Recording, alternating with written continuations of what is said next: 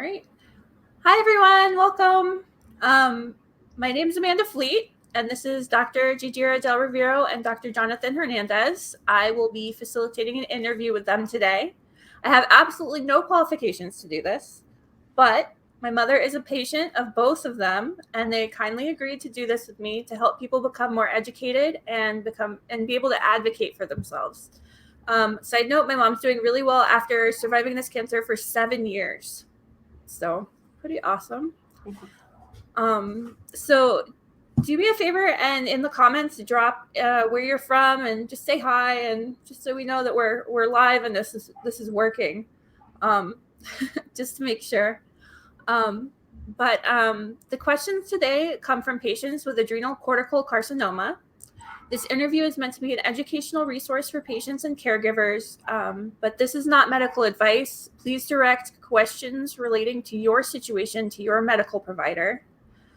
It's also meant to introduce patients to how studies involving ACC are done at the National Institutes of Health in Bethesda, Maryland. Oh, hi, everybody. Oh, awesome. Okay, this is good. I'm glad we're live. All right. So we will also try to get to your questions in the chat towards the end, but we have a pretty robust list of questions that I've been collecting over the last few weeks from you guys. So this is it. We might fill up the time, but we'll take questions if we can. And before we get to the questions, I want to introduce our interviewees. I'll start with Dr. Del Rivero on the left here. She's an endocrine oncologist at the National Institute of Health at National Cancer Institute. Did I get that right? At the National Institutes of Health. Her focus is neuroendocrine neoplasm and adrenocortical cancer. Do you want to give us a quick overview of what your research looks at? Yes, thank you so much, Amanda. So my research is focusing on neuroendocrine tumors, primarily adrenal tumors, adrenocortical cancer, pheochromocytomas, and paragangliomas, as well as GI pancreas and GI neuroendocrine tumors. And the goal of the study that we're doing is to be able to develop models for drug screening, understand the tumor biology of these cancers, and at the same time develop effective therapies. Right, perfect, awesome. And Dr. Hernandez is a surgical oncologist. And okay, so this word, I'm going to need you to maybe say it for me and help me out. HPV. HPV is an easy word. Okay. Yeah. So what kind of surgeries do you specialize in? Can you kind of explain that and give us an overview of what you do exactly? Sure. So I'm board certified in general surgery and complex general surgical oncology. So that basically means anything in the abdomen. Now I also have specialization in liver and pancreas surgery. Mm-hmm. How this relates to adrenocortical carcinoma, it doesn't necessarily insofar, but I do specialize in very complex big tumors, and so that requires familiarity with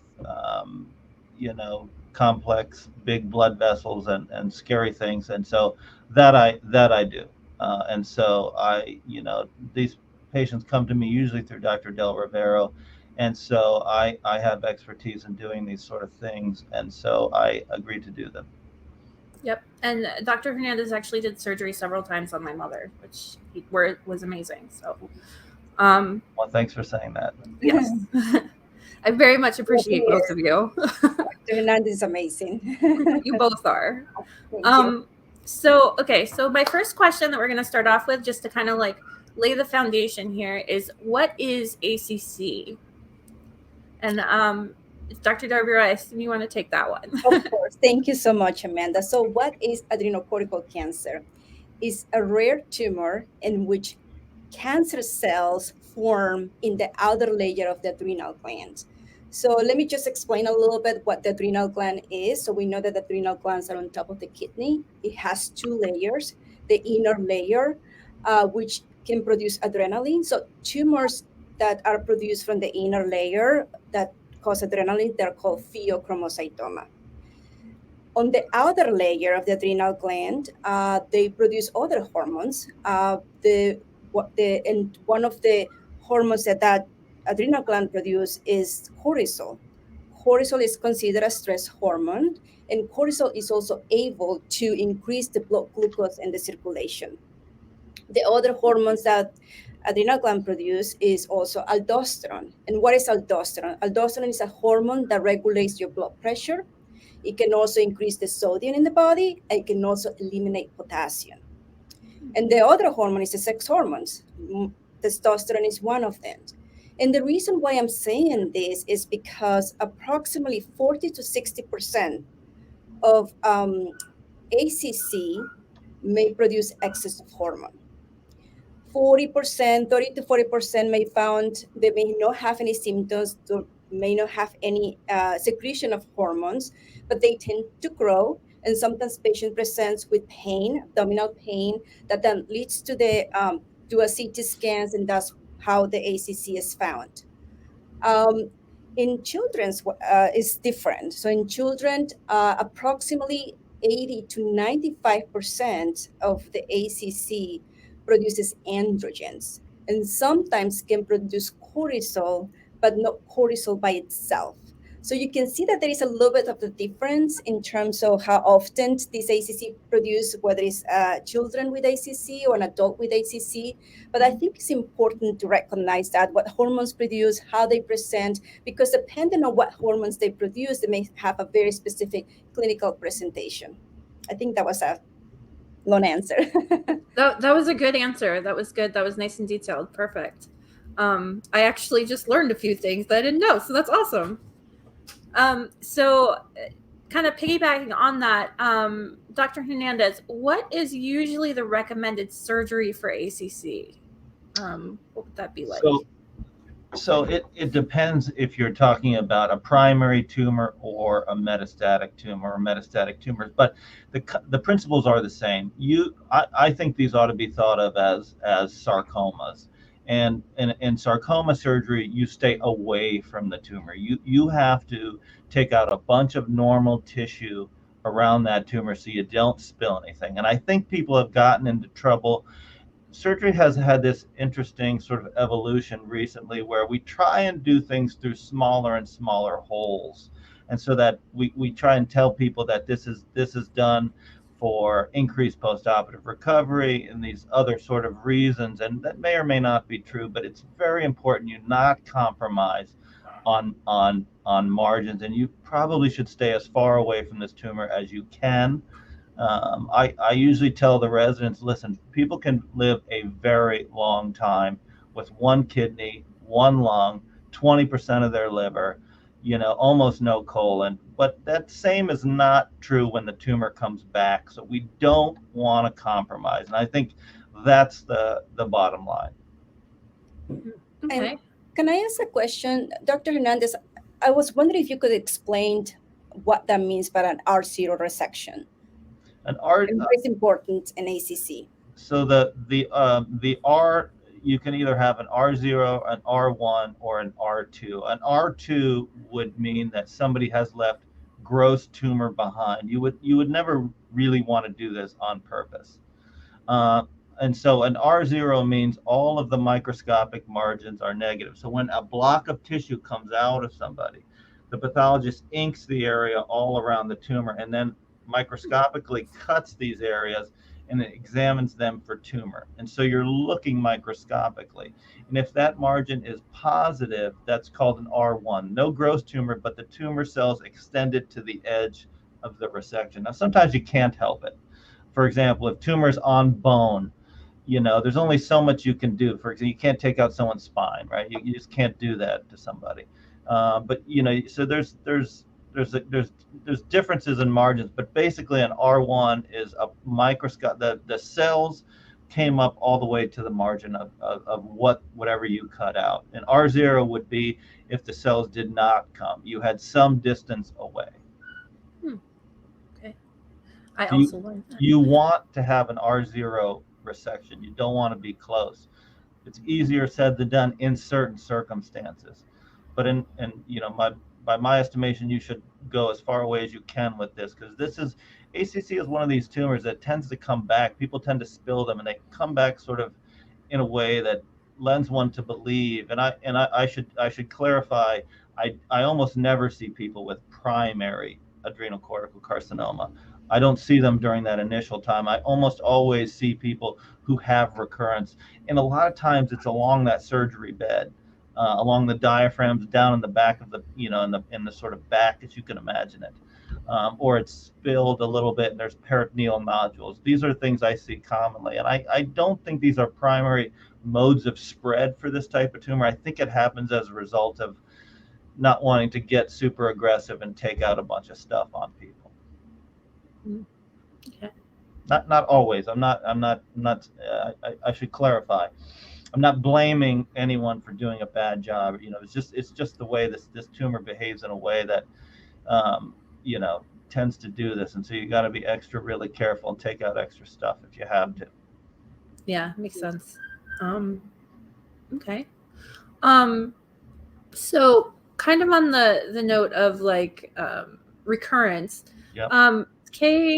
KI67, what is that and how does it relate to your chance of recurrence? And I'll let Dr. Del Rivero. Yes, and I'll be happy to answer that question. But just I was seeing some of the questions in the chat, I just wanted to also clarify that the adrenal gland produces 3 hormones: cortisol, aldosterone, testosterone, or sex hormones.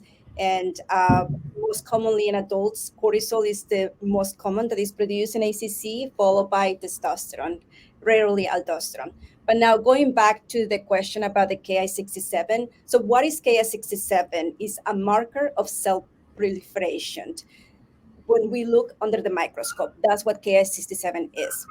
Now, it's true that the higher the Ki67, the higher the risk of recurrence. And that's something that we know. Now, there are different numbers of Ki67. So if the Ki67 is less than 10%, so this is a low-grade ACC. If it's 10 to 19%, that means that it's intermediate-grade ACC. And if it's greater than 20%, it's a high-grade ACC. And the reason why I'm saying this is that what we know is if the Ki67 is greater than 10, so the likelihood of recurrence can be up to 80%. So if it's less than 10%, so still there is a recurrence, but it's not as when we see with the Ki67 of greater than 10%. Now, I would like to mention something that is important because there is a relationship with the low grade and when to give mitoten. And the reason why I'm saying this is because there is a study that was actually published this year that they include patients with low-grade ACC, meaning less than 10%.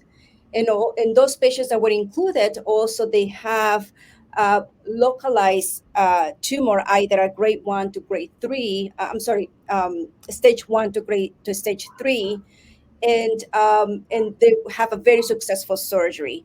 And then divide the patients into observation or mitoten. And what they saw is that the mitoten didn't really add any benefit than observation. And I think it's important to know because now we know if the Ki67 is less than 10% and the patient has a very good surgery with no evidence of disease, I think mitoten can be avoided. I don't know if that answered the question. I think that more than answered the question. Thank you. Yeah, that was really interesting. Okay.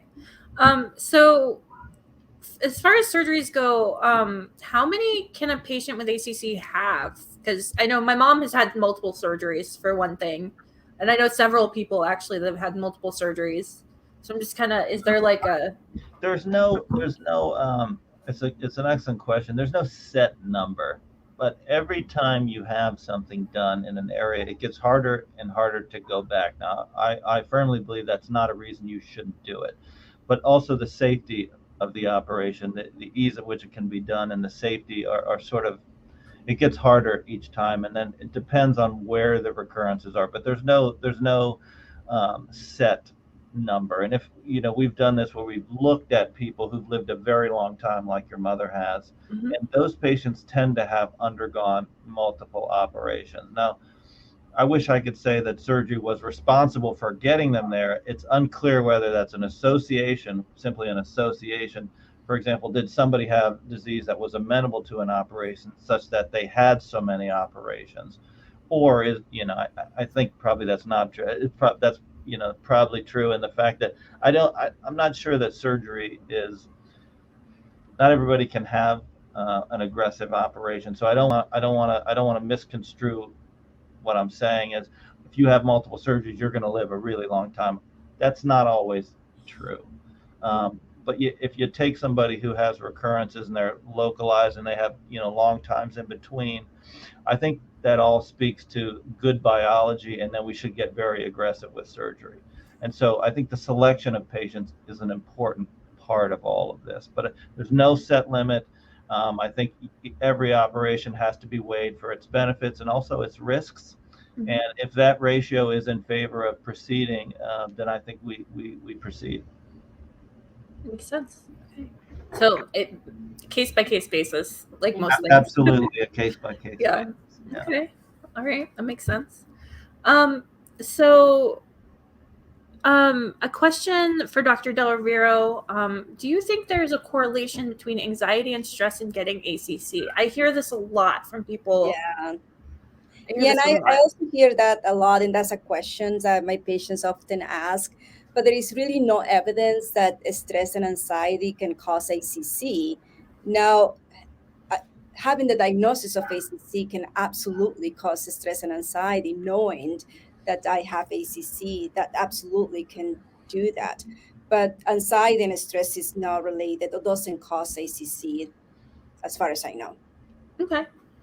All right. And I know a lot of people wonder about that. So, so can you explain the difference between treatment of lung nodules versus abdominal nodules with ACC? And I think this one might be more Dr. Hernandez's question. Am I right? That would be. So the term nodules here is a way to describe tumors that we see on imaging. They can be called in a number of different ways, but when someone speaks about lung nodules or abdominal nodules, these are tumor deposits in a lung or in somewhere in the abdomen. Mm-hmm. They're approached differently. They can be approached differently.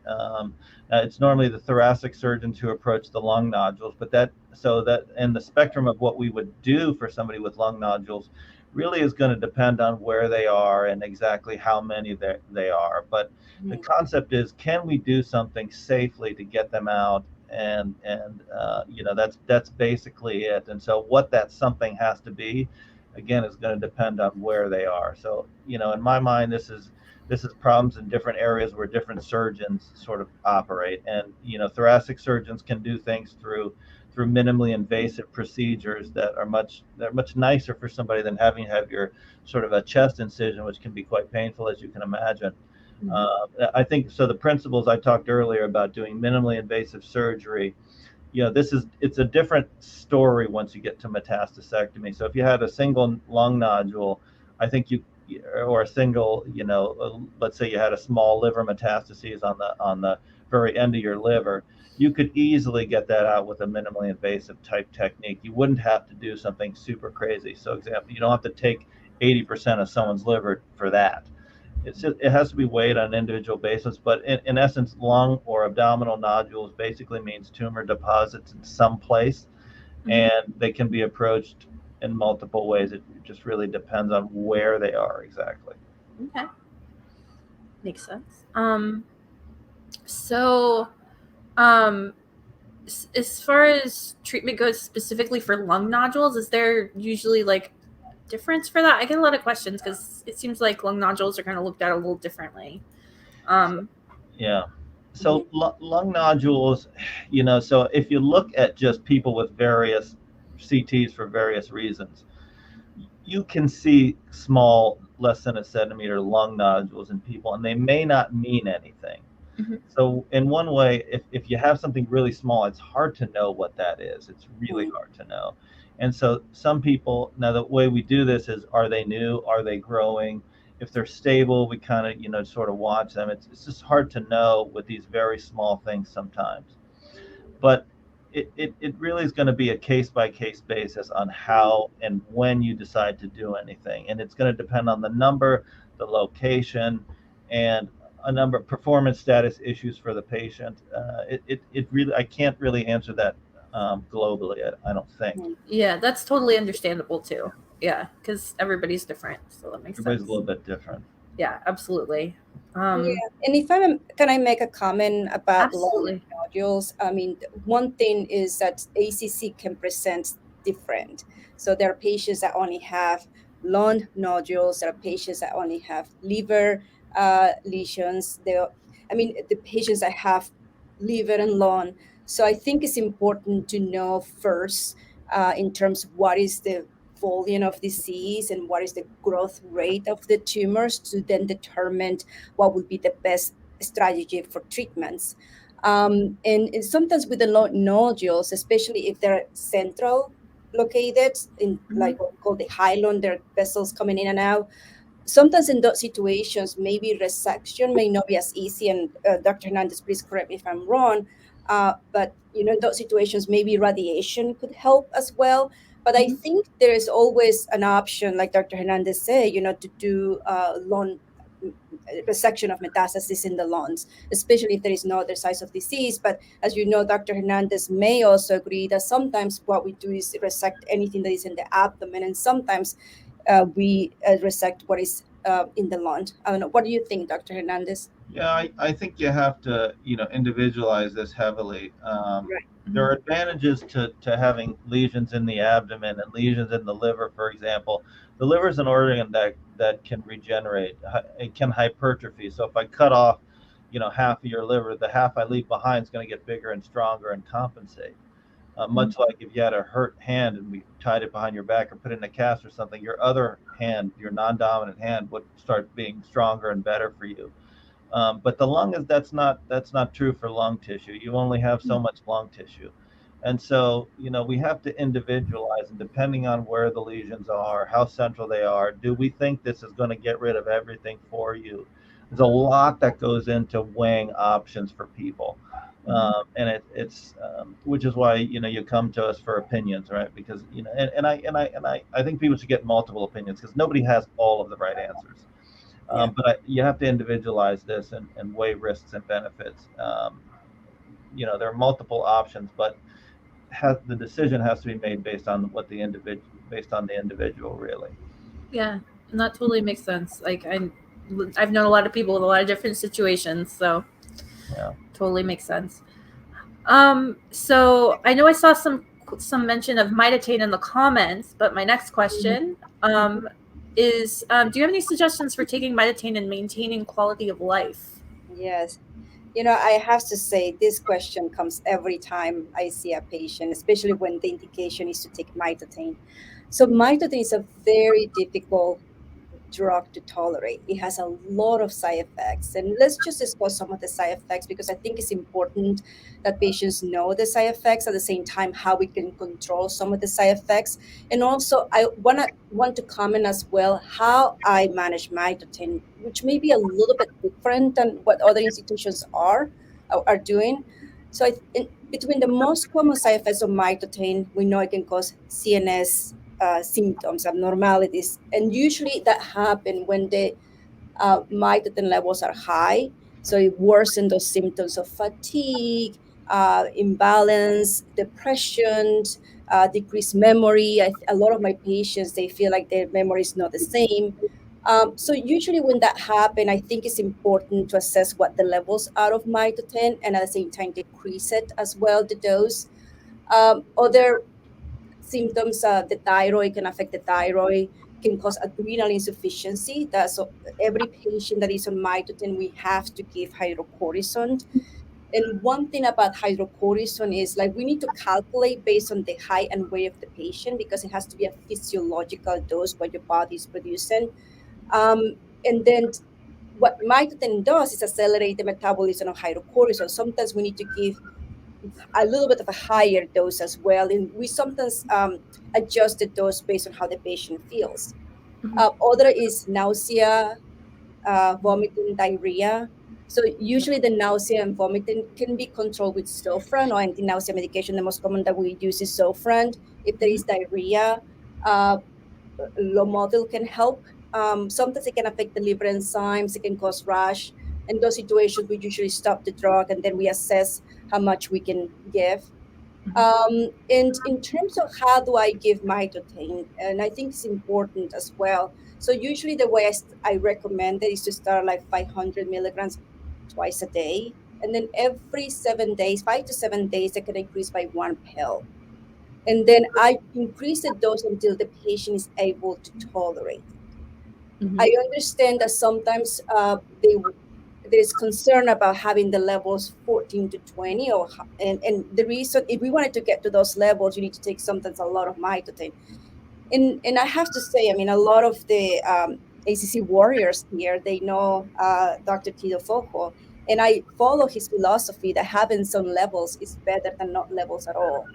And eventually, once you start taking the mitoten, it's going to build. It just takes time. Sometimes it takes 3 to 6 months to have levels in the blood. But I just wanted to say that my kind of like the way I manage the mitoten is I just give it until the patients are able to tolerate it. If 6 pills is all you can tolerate, because I want you to continue your quality of life, to go to work. So if it's 8 pills or 6 pills is enough, we just leave it there and we just check the levels. I check the levels pretty much every 4 to 8 weeks when I'm doing the adjustments, and then after that, once it's stable, every 3 months, I usually check the mitoten. Yeah. Okay. Okay. Kind of related to that, are there any benefits to changing your diet? Are there any supplements that can kind of help with that?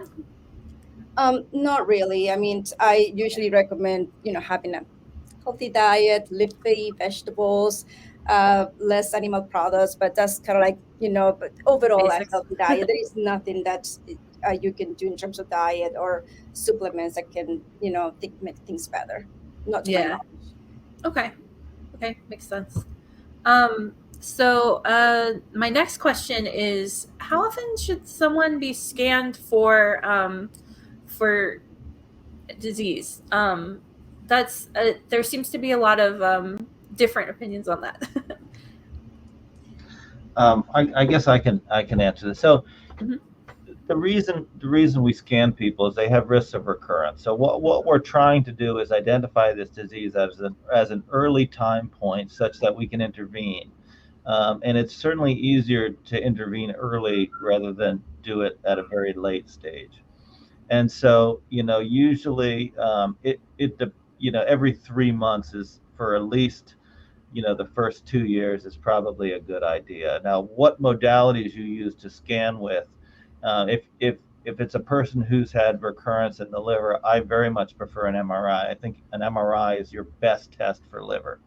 Mm-hmm. If it's lung, CT scan I think is probably your best test. I tend not to use PET unless one of those other modalities sort of triggers me, like, I'm not really sure about what that is. Let's have a closer look. PET scans can have some false positive, particularly after an operation. So it would depend on where it is, but I think the important point is probably every 3 months. I don't know, Heidi, if Yeah. you disagree with that, but I think I like to scan everybody pretty early Yeah. on, and probably every 3 months for a while. Right. At No, least. that's that. Yes, I mean, I completely agree with you, Dr. Hernandez, and even in patients that like had a very successful surgery, usually the scans is every 3 months for 2 or 3 years. And if there is no evidence of tumors, then you can do it every 6 months. And it's usually up to 5 years. But then after that, my patients get a little bit anxious, even if there is nothing after 5 years. I mean, 6, 7 years of scans, I mean, I still continue, but the likelihood that there is going to be a recurrence if the surgery was successful and we don't see any evidence of disease is very low. And in patients that have more advanced disease or tumors everywhere, we just scanned, more often as well in order to determine what is the growth rate of the tumors as well, especially if they're getting systemic therapies. Okay, that makes sense. Okay, and my next question about systemic treatment. So, when does surgery benefit before systemic treatment, and can you explain why, Dr. Hernandez? This is a Probably. little more complicated. Yeah, this is a complicated one. So, if you Okay, need a so second. sometimes we want to use, surgery is a highly invasive. It's a trauma. It's a controlled trauma, but it's a trauma, and we want to do this only to people that we think are going to benefit from it. And how do we know that? I like to say surgery is a sort of a very simple, sort of dumb solution for a very complex biological problem. But if you apply it to the right people, it really helps them. And so one of the ways we use to sort of decide whether somebody would benefit from an aggressive type operation is to put them onto systemic chemotherapy for a period of time. Mhm. If that person develops new disease on that systemic chemotherapy, outside of the confines of the operation, surgery was never going to help them because those cells had already spread to other places. And I would guess on the very first or second scan, it would come up in a new place, and we would say, "Oh, this is," and I would know that I put somebody through a big operation probably for very little gain. And so one of the ways we do this is if somebody if we're not sure if this is a really aggressive thing to do, one of the ways we can help us decide is give a patient chemotherapy. And if their tumors respond, they don't develop anything new, maybe that's the person we want to put through a very traumatic thing like a big crazy operation. I'm certainly not withholding surgery. I just don't want to do it for somebody who I think is unlikely to benefit from it. And so sometimes we use systemic therapy in that way to sort of help us figure out who's who. That makes sense. Okay. So question about HIPEC, HIPEC. I'm not too familiar with this. I know my mom was like thinking about it at one point, but what is it and when is it indicated? It stands for heated intraperitoneal chemotherapy, basically. And so what happens is it's a way to treat tumors that have spread to the lining. If I were to open somebody up, and put my hands in, all the areas I would touch would be the lining of organs and the lining of the abdominal wall, if you can imagine that. Mm-hmm. Now, the adrenal gland would be very high up above your kidneys, sort of in the back area. But the cells can spread, and if somebody spills a tumor or whatever, and they can form little deposits all over the linings of the abdominal wall and things. And so the concept is, okay, can we dump a bunch of chemotherapy heated into someone's abdomen and sort of treat those tumors? The answer is no, but when you couple it with cutting out all of that stuff, so then what is it doing if you're cutting it out? Well, it's treating the small little cells that you left behind because clearly somebody has spilled this. It's like cleaning up a terrible mess, right?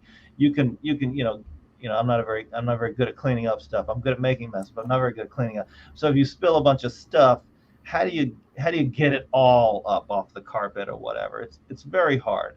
But so the concept is, can we give chemotherapy into someone's abdomen to sort of help clean up that cells we can't see? Does it work? Is it indicated? Hard to know. Dr. Del Rivero, I don't know about your opinion about this. We don't have any hard evidence that says it works.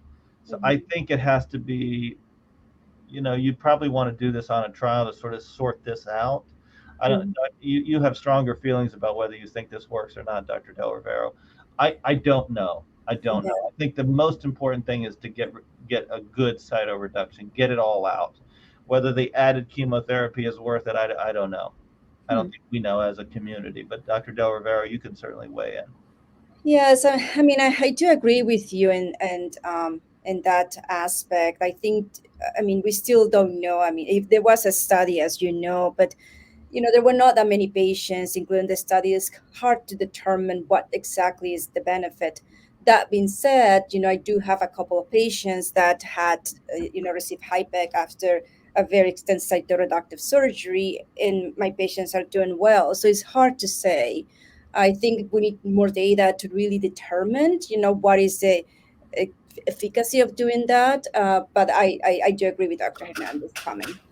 Okay, so there's still more work to be done in that area, I guess, then. Okay, that makes sense. All right. So this one is for Dr. Del Rivero. how much is known about the genetic risk of ACC, and should children of ACC patients be tested or scanned regularly? Yeah, so that's a very good question, and every patient that I see with ACC, I do recommend to see a genetic counselor. Now, pediatric ACC, all of them, they need to get germline testing, all of them. Adult ACC, I usually rely on my genetic counselor to determine what, if there is a germline testing that needs to be done and what genes needs to be tested.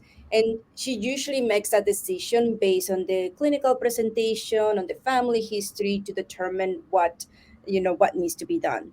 Now, and the reason why all pediatric ACC needs to be tested is because approximately, depending on where you look at, but 40 to 80% of pediatric ACC may be associated with Luframini syndrome. Now, Luframini syndrome is called a cancer predisposition syndrome. So that means there is other cancers associated with Luframini syndrome, such as breast cancer, leukemia, lymphoma, brain cancer, but it's also in pediatric ACC. That's one of the most common genes that we see. In adult, it's not that common to see Luframini syndrome. Is about 1 to 2%. The other cancer predisposition syndromes associated with ACC is multiple endocrine neoplasia type 1. But again, they have other clinical presentations. They have pituitary tumors, parathyroid tumors, which regulate the calcium in the body. They have pancreas neuroendocrine tumors, and approximately 1 to 2% may be associated with ACC.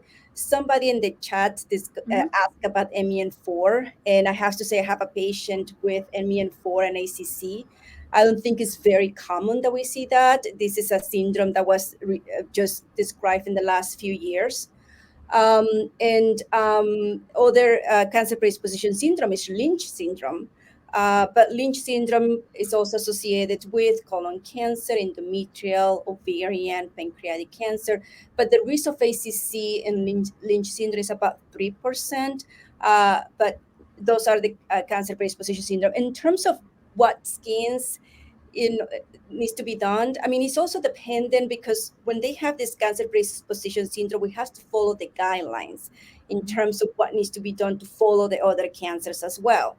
If there is Lynch syndrome, we know that they need to do screening colonoscopy. For MEN1, we do scans every 2 years. But other than that, if there is no any genetic risk, we follow like any other sporadic ACC in terms of scan and further testing.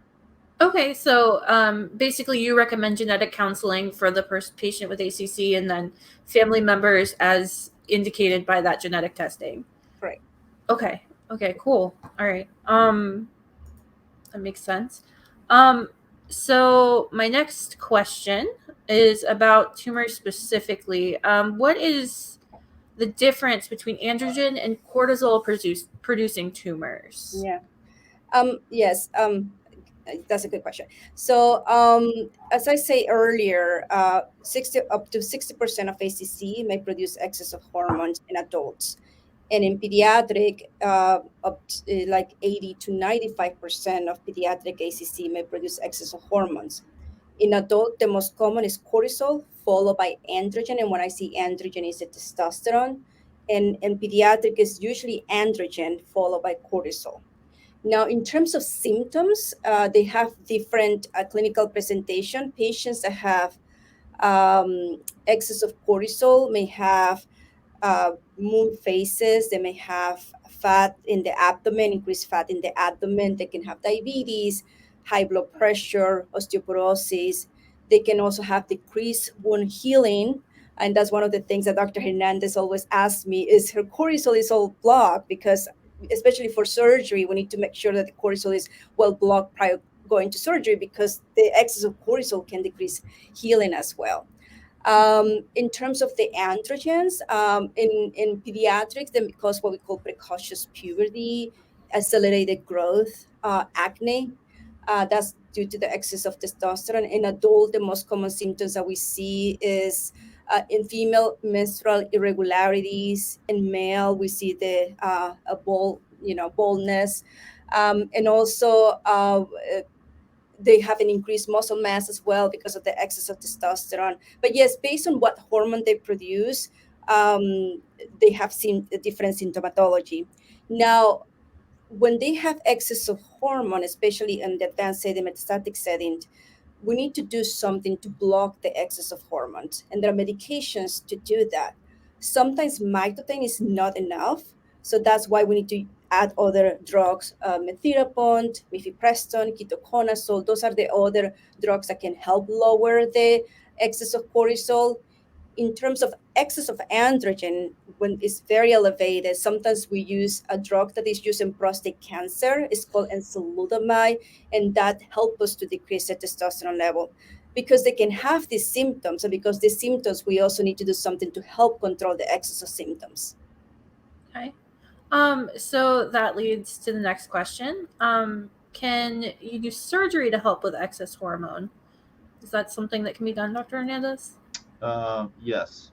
Okay. It can be done. I mean, it would depend on, the surgical questions would still be the same, except with the caveat that if somebody had a very high cortisol level, you think their ability to tolerate an operation may be slightly compromised because they may not heal well.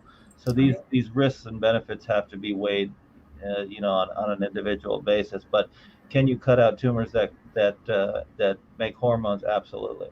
Okay. Mm-hmm. Makes sense. Okay, and then my next question is, can you explain the stages of cancer specifically in relation to ACC? Yes. And I saw a few comments in the chat of patients saying I'm a stage 1 or stage 3. So, yes, so in terms of staging for ACC, the stage 1 is when the tumor is less than 5 centimeters in size. Stage 2 is when the tumor is greater than, stage 1 less than 5 centimeters, stage 2 greater than 5 centimeter. Stage 3 is when the tumor is outside of the adrenal gland, but it's still localized in the nearby area. It can affect lymph nodes. It can also form clots in the vena cava. That's one of the largest vessels, as well as the renal vein as well. They can form clots there, and that's stage 3. Stage 4 is when it's already in other areas. Most common is lung, liver, and bone. Does that answer the question? I don't know, Dr. Hernandez, anything? I know surgeons are very good with staging.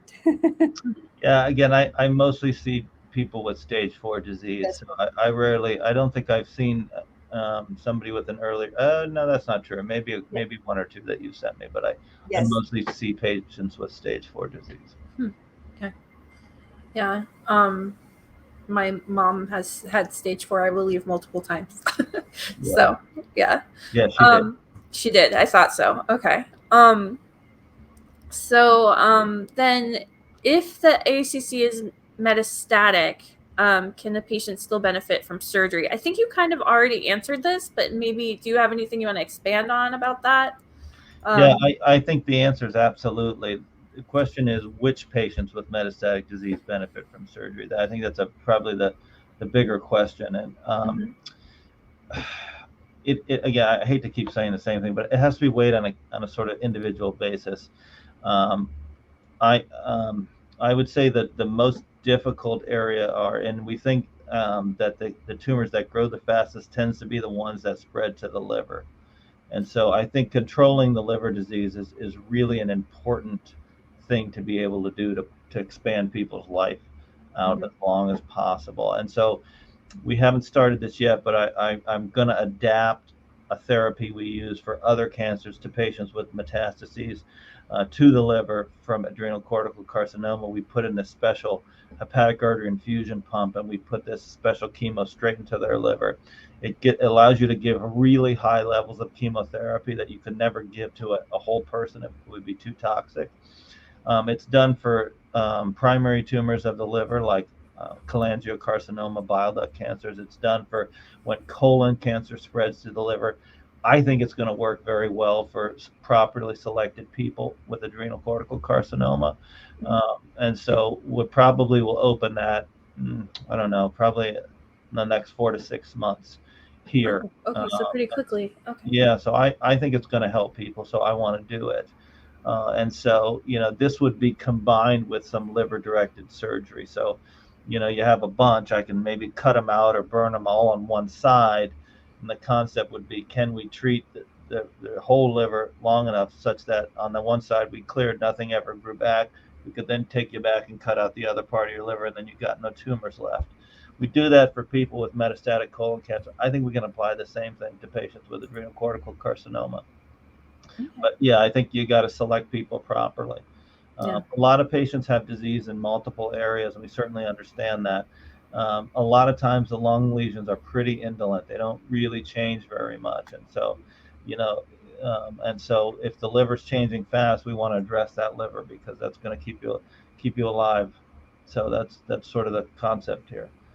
Okay. Yes, as a general statement, metastasectomy, cutting out tumors that have spread, is definitely indicated. It's just a question of who benefits most. Benefits. Okay, makes sense. Okay, so I guess this is we've kind of skirted around this. But immunotherapy and EDP, is there a difference in indications of when to use those? Okay. Yeah, that's a very good question. So when to use EDP? Once the ACC is in other places, and there is no indication for surgery, even though there is some information that sometimes, like Dr. Hernandez mentioned earlier, sometimes we want to give some type of chemotherapy in order to see if they can decrease the tumor. And if that's the case, we usually choose EDP from that in that sense. Also, sometimes there is a study, I think I mentioned earlier about the low grade ACC. Did Amanda left? Oh, I think it was Dr. Hernandez. Oh, okay. So in that case, so maybe okay. So in that situation, sometimes after surgery there is where there is an indication to give chemotherapy for the high grade ACC. There is a study ongoing, is a Duvio 2, that in patients with high grade ACC that already there is complete resection of the tumor, and if it's high grade, they indicate there is a study that divide the patients either to take mitoten alone or mitoten in combination with cisplatin and etoposide. So there is an ongoing study. Michigan has it, MD Anderson have it for those cases that are high-grade ACC, and also that they have a very successful surgery, because what happened in those patients, they want to decrease the risk of recurrence. Mm-hmm. Now, once the ACC is in other places and there is no indication for surgery, my first line is usually EDP, and that's what I use as a first line. The second chemotherapy that I use is streptozotocin. A lot of the oncologists, they say streptozotocin is such an old drug that sometimes, they prefer maybe immunotherapy. So I think immunotherapy can definitely help some patients with ACC. A lot of the times that I tell my patients, like every ACC is different. They have different clinical presentation, and we have seen some very good responses to different treatments. And we're trying to analyze as well. One of the questions that I have here is like why patient responds very well to some treatments and others do not. But that's something that we're trying to investigate. I still don't have the answer to that. But immunotherapy is a good option. That's pembrolizumab. What immunotherapy does is stimulates your immune system in order to kill the cancer cell. And the immunotherapy that we use for ACC is pembrolizumab. And the reason why we use pembrolizumab is because there is a study that came from Memorial Sloan. Dr. Diana Reedy did a study of the benefits of pembrolizumab.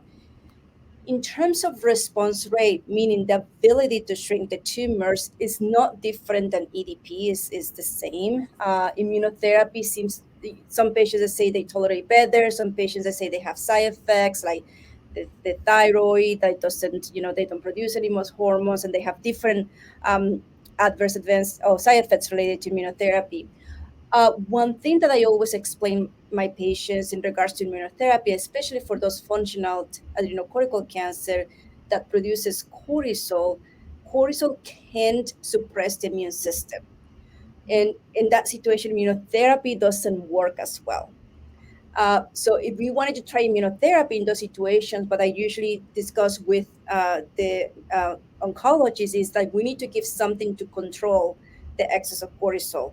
Whether we need to add other drugs like ketoconazole, methylapone, mifepristone, we have to do something to decrease the levels of cortisol if we wanted to use immunotherapy. In the meantime, what we do in that, we can use streptozotocin, we can use other drugs. Another one that is used in ACC is cabozantinib. That is a medication that blocks the blood supply to the tumor. That has been used as well in ACC. Not as high a response as other treatments. I do feel that because we don't have that many treatments for ACC, we definitely need to work on developing better treatments for ACC. So that's one of. Uh-oh. I think we lost Dr. Del Rio for a moment. We'll give her 1 second. But Dr. Hernandez, actually, I'd like to ask you a question. Sure. While we're waiting for her to come back. What's it like to be in one of your studies? Like, how does that work for your department specifically?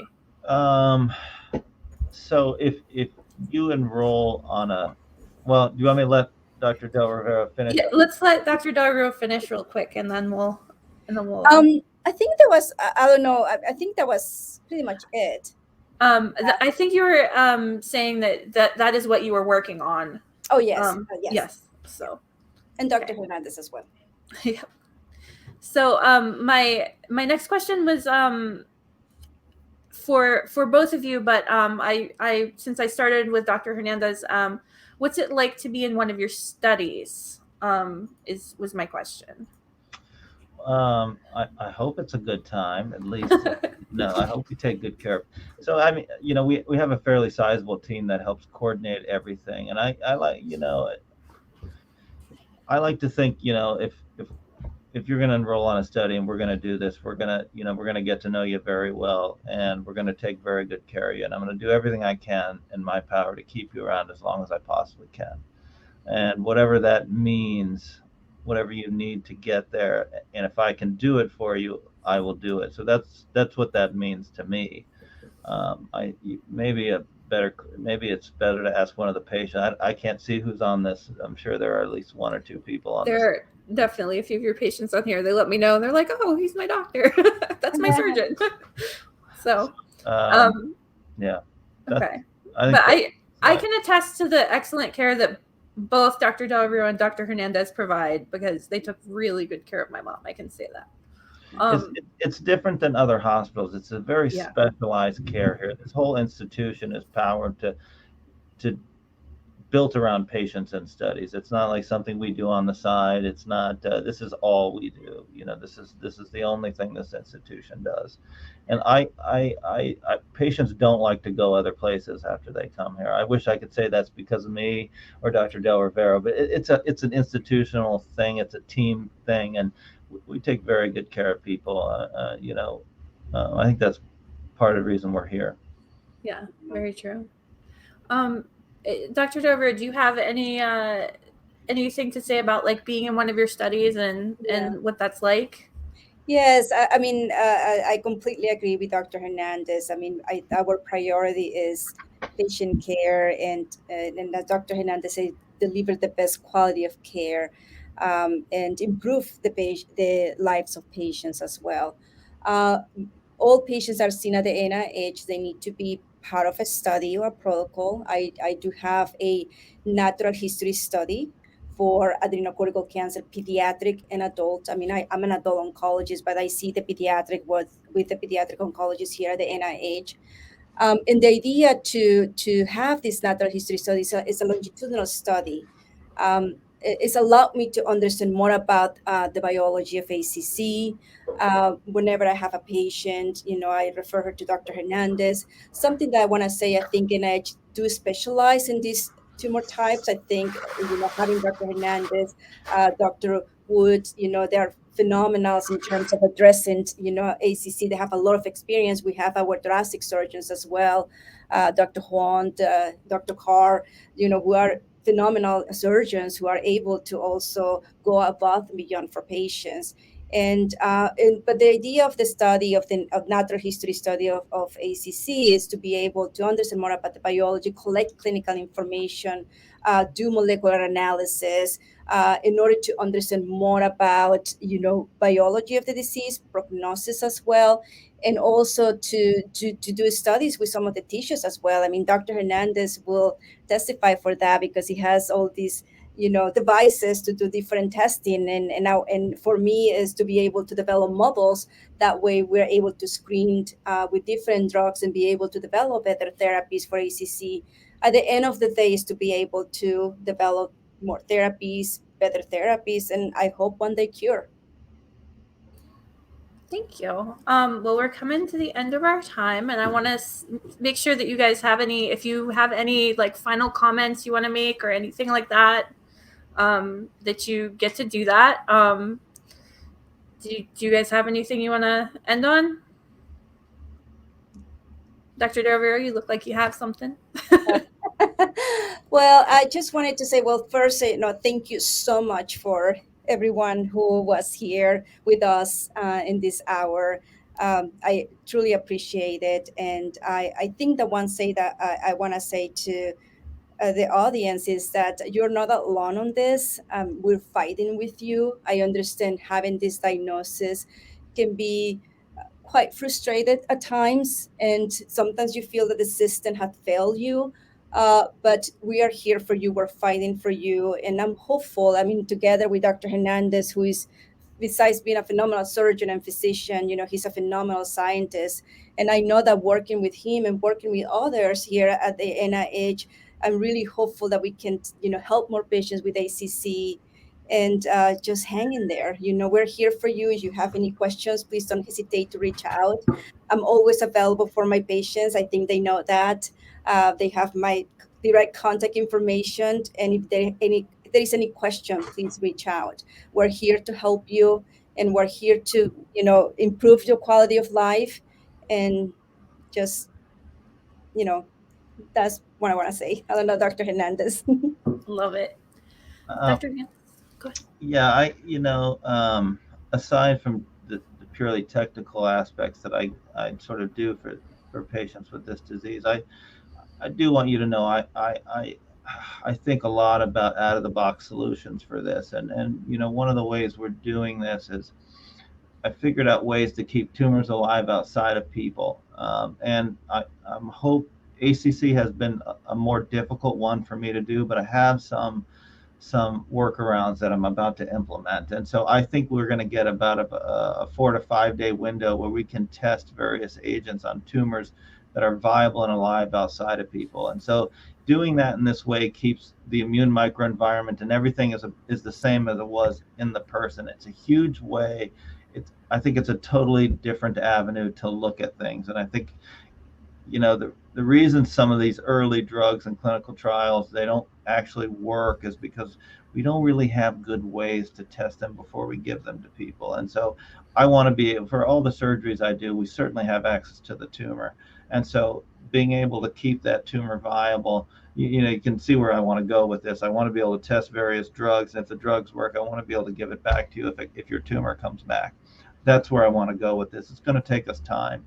But I have decided that we as a program are going to spend some resources to get us there.